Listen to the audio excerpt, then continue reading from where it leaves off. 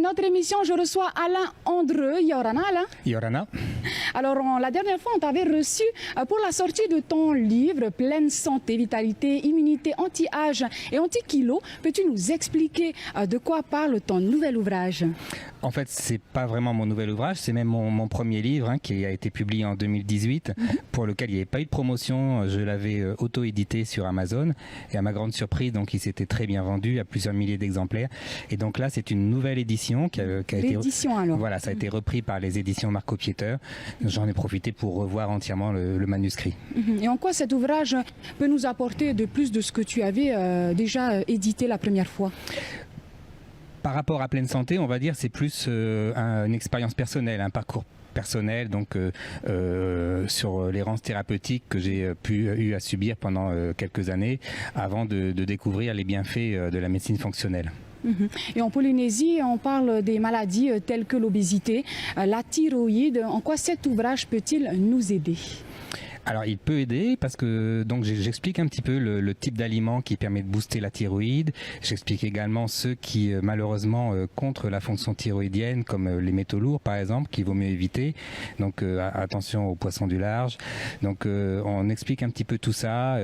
Qu'est-ce qui permet effectivement de ne pas prendre de poids, donc favoriser un bon sommeil. Quelles sont les hormones parce qu'il y a des choses à ne pas faire, c'est ça? Tout à fait. Au niveau de l'alimentation, il y a des types d'aliments qu'il vaut mieux prendre en début de journée, d'autres en fin de journée. Tout ça pour que pendant la nuit, en fait, l'organisme qui se répare, en fait, que tout ça, toutes les hormones fonctionnent en bonne harmonie. Et est-ce que tu peux nous donner un exemple? Tu parlais du matin, du soir, des aliments. Oui, donc par exemple, très simple, au niveau de la prise de protéines, il vaut mieux la concentrer dans la première partie de la journée. Donc il s'avère que c'est ce que faisaient les chasseurs-cueilleurs, en fait. Donc manger plutôt protéiné le matin et à midi, éviter le petit déjeuner continental, le café, croissant, ça c'est vraiment à fuir absolument. Pourquoi? Parce que les protéines du matin en fait fournissent les acides aminés qui sont des précurseurs de neurotransmetteurs au cours de la journée, donc ça permet de sécréter sérotonine, mélatonine pendant la nuit. Donc c'est vraiment très important de prendre les protéines le matin. On parle des fruits qui sont d'excellents boosters de la thyroïde. Le soir par exemple, il vaut mieux stopper la prise de sucre passé 17-18 heures pour avoir une bonne sécrétion d'hormones de croissance pendant la nuit. Tout ça, ça permet de garder la ligne en fait. La mélatonine, l'importance de la mélatonine sur toutes les hormones. On parle de tout ça. Est-ce un régime en fait? Bon, on va dire c'est plus un mode de vie, c'est le mode de vie paléo. Il y a un best-seller de Marc Sisson qui a été publié là-dessus. Donc c'est une façon de bouger également, de manger, de bouger. Voilà, c'est le mode de vie, on va dire ancestral. C'est très simple, ça n'a rien de mystérieux. C'est juste éviter les aliments transformés. Alors, est-ce qu'on peut parler de ce que les Polynésiennes surtout veulent savoir, la cellulite? Est-ce qu'il y a des recommandations, des solutions que tu donnes dans ton ouvrage? Oui, tout à fait, en évitant déjà les aliments transformés que l'on trouve en général en premier quand on rentre dans les magasins, dans les grandes surfaces. Malheureusement, les aliments non transformés sont souvent tout au fond du magasin. Donc ça, c'est la première étape.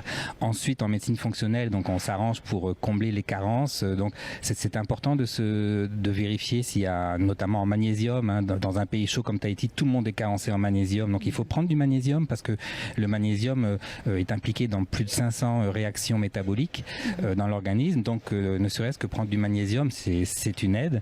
Ensuite, au niveau hormonal, donc c'est très important. Oui, la fonction thyroïdienne, il faut absolument l'optimaliser au maximum. Chez la femme, il y a des hormones qu'on peut penser anecdotiques, comme la testostérone, qui pourtant est capitale chez la femme.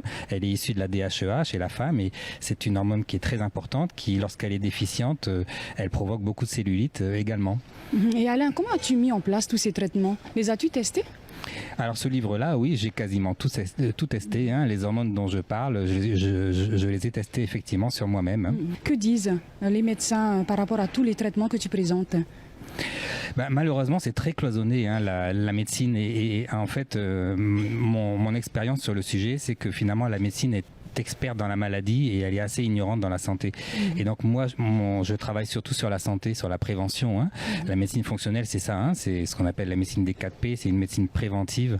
Et donc le problème, effectivement, c'est que tout est cloisonné. On a des spécialistes, par exemple, tu veux aller voir pour un problème de ménopause, un endocrinologue qui pourtant, c'est la spécialité, hein, les hormones, il va traiter le diabète, il va traiter la thyroïde. Malheureusement, pour la ménopause, il va t'envoyer chez le gynéco.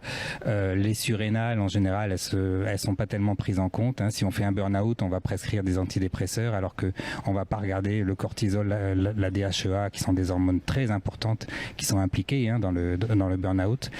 Donc voilà. Ton ouvrage, c'est un peu ton expérience, mais aussi un guide pour nous. Rapidement, est-ce que tu peux nous expliquer ce qu'est la PNNS ? PNNS. Ah, le PNNS, c'est le Programme National Nutrition et Santé. En France, on aime bien faire des recommandations dans tous les domaines, hein, et donc ça, c'est donc pour la partie nutrition. Alors, bon, effectivement, j'en parle un petit peu dans le livre. Ce sont des recommandations qui sont pas toujours très objectives au regard des publications scientifiques. Et donc, effectivement, à une époque, par exemple, on a conseillé 3 produits laitiers par jour, alors que ça faisait déjà bien longtemps qu'on alertait sur le fait que ce sont pas des aliments très bons pour la santé. Hein. Le lait est pro-inflammatoire, il est acidifiant pour l'organisme, son calcium est mal absorbé parce qu'il est lié au phosphore. Bon, je vais pas tout développer. C'est bourré de facteurs de croissance pour faire grossir le veau. Le professeur Joyeux avait une image là-dessus. Il disait prostate de veau, hein, pour les gens qui consomment du lait. Et c'est vrai, hein, c'est vraiment un aliment qui n'est pas bon pour la santé, qu'il vaut mieux éviter. Merci beaucoup Alain Andreu pour tous tes conseils, ton partage. Donc n'hésitez pas, l'ouvrage sort en avril, c'est bien ça, et puis sur le... Alors il est déjà disponible sur les plateformes internet et effectivement la sortie en librairie a été retardée au mois d'avril. Super, merci beaucoup.